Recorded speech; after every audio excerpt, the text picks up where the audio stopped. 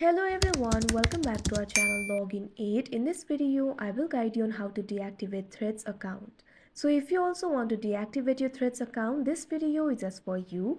Follow the simple steps and you'll be able to do it. So first of all, what you have to do is launch open Threads application.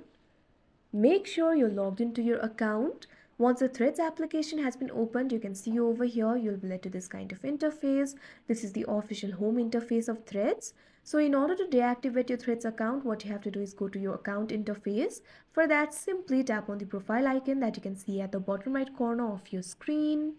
Now after that, you can see over here, you'll be led to your account interface. You'll be able to see your profile over here. At top right corner of your screen, you'll be able to find two lines over here. All you have to do is tap on it.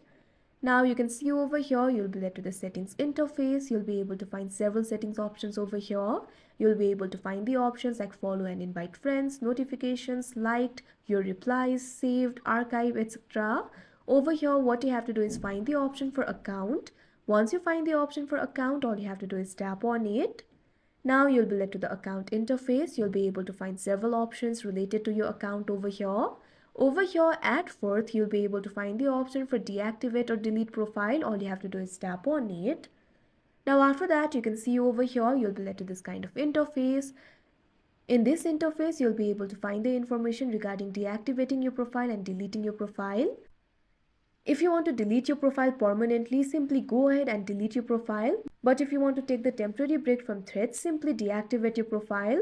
If you deactivate your profile, your Threads profile content, likes and followers will not be visible to anyone until you reactivate your profile by logging back in. So in order to deactivate your profile, all you have to do is tap on the option deactivate profile that you can see on your screen.